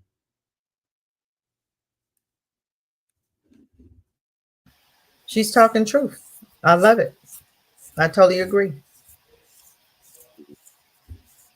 Yeah. It's truth. Yeah. Go ahead. And so to wrap it up, Cassidra, because I want to show you this. I was trying to show this this last time, but it would cut me off. I think I had another one, but I can't find it. But we still gonna go off on a positive note. Why y'all keep saying Karen at it again? Why y'all keep saying that? You don't even pay for this. Go in the house. Go in the crib. This is my estate. Go in the crib. I don't care. Go in the crib. We are. Go in the please. crib. We are. Go in the crib. I don't care. Yeah. What do you do? Touch Care. me? I don't care. You say you mad. You mad. Go in the house. Go in the house. Go in the house. Go in the house. Go in the house. She got mad. Oh my goodness. Coming up on this. Now, she crosses boundaries. She crosses personal boundaries. She hit him. She's up on their crossed porch. boundaries. What the hell? Now you said there should be consequences for boundaries. Damn right it should have been. Her ass shouldn't have been able to come up on that porch. Where's the woman? I would have had the man. My wife, if I'm a man, my wife would have handled that. Seriously. Where's the woman? I would have slapped the hell out of her. Why are you up on my porch? For one, that's a boundary right there. She should have never had the audacity to step across on your grass. You stay on your side, I'm gonna stay on my side. Seriously. That's ridiculous. That's just no respect right there. There's no, she don't have boundaries. They don't have boundaries. They know they were never taught boundaries. That's why they do what the hell they want to do. You have to show them boundaries. You have to teach them boundaries, your boundaries. But it should have been somebody standing at that edge of the steps, so she wouldn't have been able We to can come invite up them to the the. step. You know, they don't know. They have no boundaries. They don't even have manners. They don't even say good morning. They sneeze. They don't cover their mouth. They have no manners and no boundaries. That's not what they're taught. They can walk and do whatever they want in this earth. We teach our children boundaries, but they don't teach theirs the boundaries. But they'll come up with All on the that little girl. Who was that eating popcorn? That little girl. He was sitting next to the little girl. No, what the man with the Kool-Aid? He was drinking something at the game. And little boy, white little boy, he come over there. He's sitting on his daddy's lap, and he just dipped over. He just put, just started sipping the man's drink. And the man looked at him like, what? And the man, the dad never said anything. And I'm looking at, I'm like, did he really just drink? That's no boundaries. They're not teaching their children boundaries. They don't teach them manners and they don't teach them boundaries. Because they're walking up in your face and sneeze. Sure will. You come in the morning, they don't say good morning. But you don't say good morning. You okay, Cassie? You okay? Yeah, I'm okay. Yeah, you okay? You know what I'm saying? But this is just who they are. Go ahead. But she should have never walked up on that porch. Never. She shouldn't have had the nerves to walk up there. But see, this is what I keep telling you. You have to teach them boundaries. You don't have to explain to her. You don't have to talk to her. She came over there, yelled at her. Just look at her. Just look what you. Why am I fussing with you? You stupid. You ignorant. Why am I? I'm just looking at you right now. Go ahead. I just don't believe in having all that conversation with them. I just don't. It would have never been a time where she can come over there and say anything. Ever. For you to come over here and tell me what I'm doing on my porch in my yard. Here, please. Go ahead. Yeah. So definitely. She wouldn't have walked up on my house. I swear she wouldn't. I swear she wouldn't came from my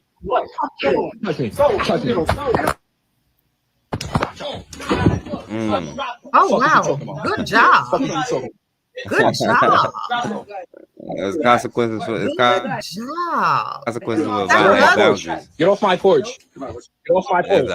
That's the husband right there. Well, why he let her walk up on the porch? He should have grabbed that dummy for walking up on the porch. He must be a B too. He must be a bitch too. Well, I guess she won't be walking up there no more. That's one reason for her not to be walking up there no more, because she's going. See, she was taught boundaries now.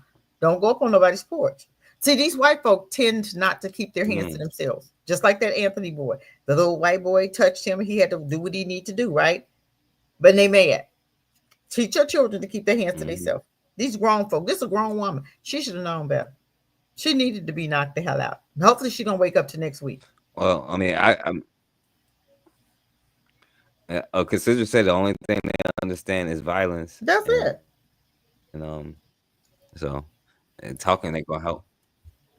Ain't nobody answering all those questions. I would have just looked at her. I'd let her know. You come on up here. I'm gonna have some business. Oh no, let's run it back. I'm not gonna fuss with you. Go in the crib. Go in the crib. We are. Go in the crib. Go in the crib. I don't care. Yeah, what do you do? Don't Touch care. me? Don't Yeah, care. You please. say you mad. You mad. Go in the house. Go in the house. And she got her feelings hurt right there. Go in the house. What? Touch me. Touch violate boundaries. There be consequences. What? Fuck you. Touch me. Touch me. Fuck is you talking about? Fuck is you talking about? Yeah, no business on that porch. None whatsoever. Now drag her ass onto the house. Drag her back to the Drag couch. her ass back to the house. Hey. Get off my porch. Get off my porch. Get off my porch. Get off my porch. You came on my property, you talked to me first. Get off my porch. I'm so glad. That's the best thing I did. And I'm a minor. And I'm a minor. Get off my porch. Now he got Get off my porch. Get off my porch. Jump behind home. Get off my porch. He just as dumb as she is. That's just ridiculous to me. There's no boundaries. I keep saying there was no boundaries with them people.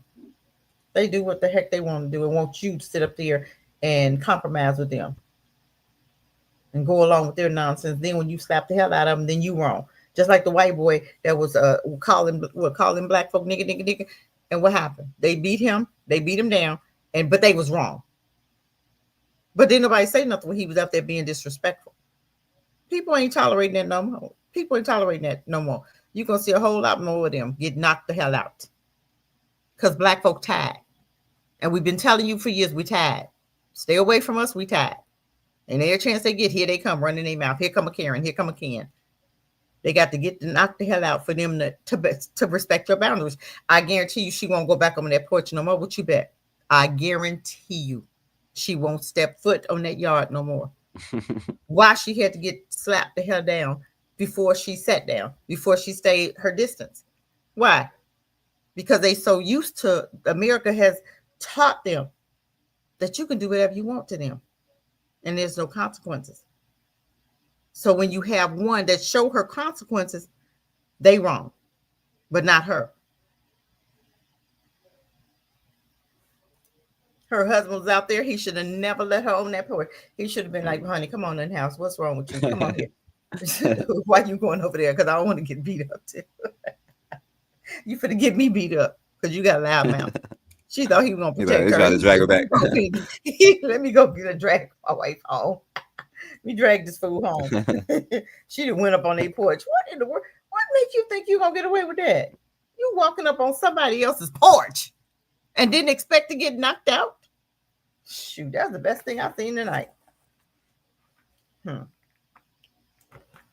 the best part of it right there. When she was laying on that ground, out.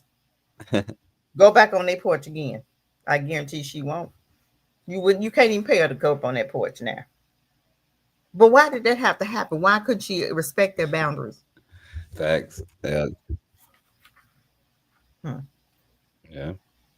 They got to learn the hard way. That's the only I guarantee you she got thing it to now. understand is violence sometimes. She got it now. She got it now. Yeah. They spoke our language. Exactly. Yep.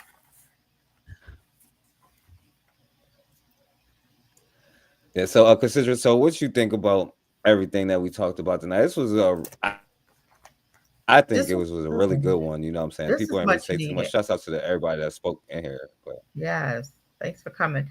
I think it was very much needed. You concentrate on your peace, holding your peace, saving your peace. You know, don't give up your peace for somebody else's. Because if you've given up your peace, you're not peaceful because you gave it up. Just like Joy DeGury, I love her. I always listen to her stuff. She's an amazing, writer, speaker, all of it. She really brings it home. You know, I think it's amazing. But what she said is, she had talked a lot of truth. And this is stuff that we deal with even today. Because she said, when did we get help? When did we get therapy? When did we get, help for what our ancestors, when did our ancestors get help? And that stuff is still there. So this is the result of it, what you see now. That's the result of the, I seen the other day where a lady had killed her niece and nephew, right?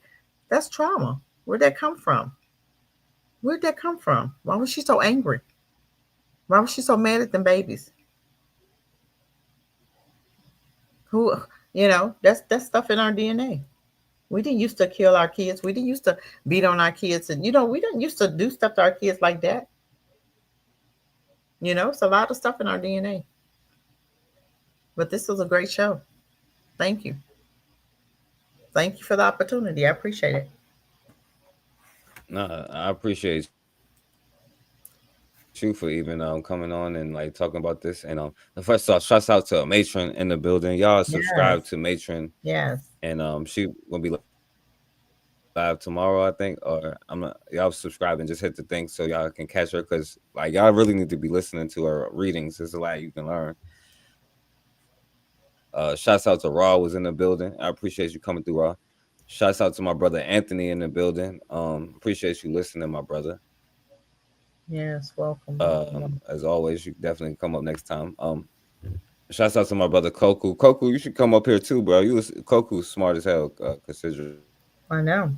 But he need to be telling the same information. Y'all subscribe to him and listen to his podcast, And shouts out to Jermaine Thompson and everybody else that was listening. But y'all definitely support Cassidra Roman and Bush organization and everything that she's doing, and the information that she's bringing, and the time that she given us to come on here, because I asked her to come on here and she's still coming. It's been, I don't even know how long it's been. It's been like 2 years damn near. I don't know, I don't know.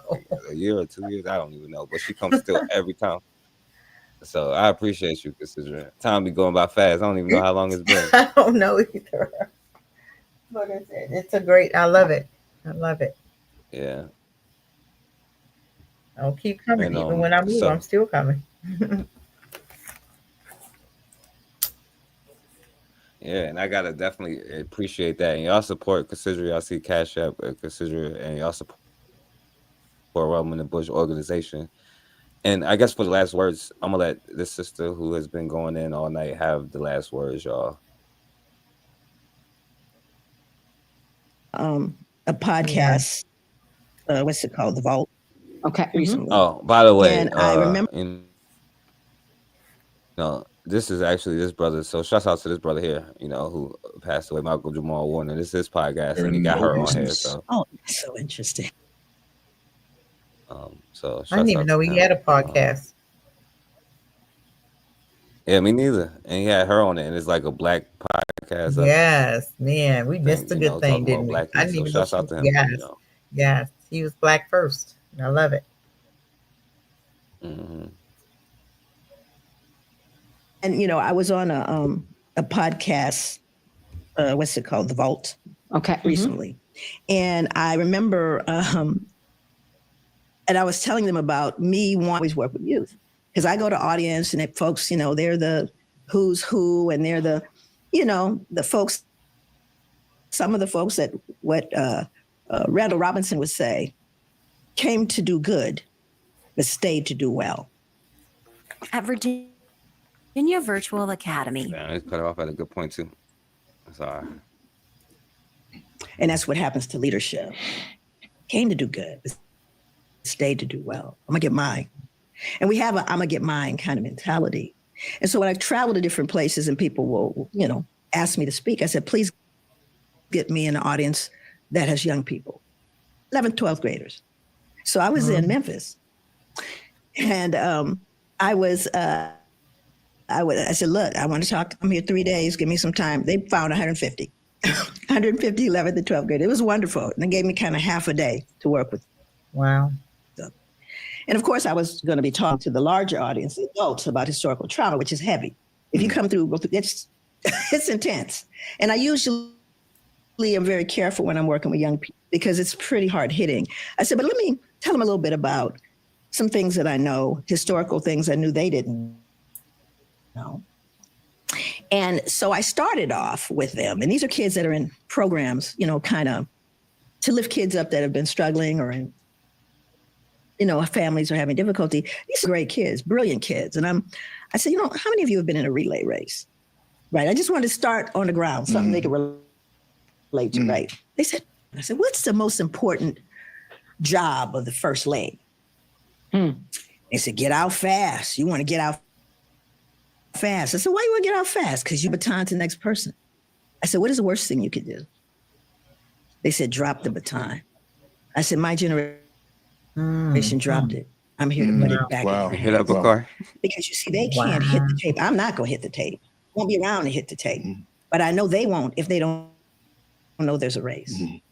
So it's my responsibility as an elder. It's our responsibility as a community to educate them. These kids were so hyped by the time they were coming, it was over. And they were coming because the next group was coming in. Listen, we didn't know. I was telling them stuff about most people don't know. About this country and the of Black people and a variety of things. And one of them I talked about was the Statue of Liberty, but I'm not going to talk about that. But it's because it's a long story about what I learned. But we're so intrigued. All right. So yeah, shouts out to that. And it's definitely the youth, because it ain't gonna be your old ass to do. No, I'm joking. But it is the youth that is gonna make the change or whatever.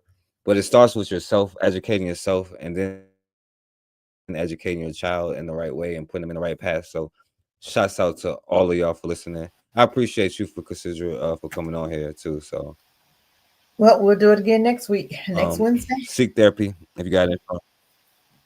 Next Wednesday, we're gonna be back next Wednesday. Seek Therapy. Hopefully y'all can find therapy. Yes.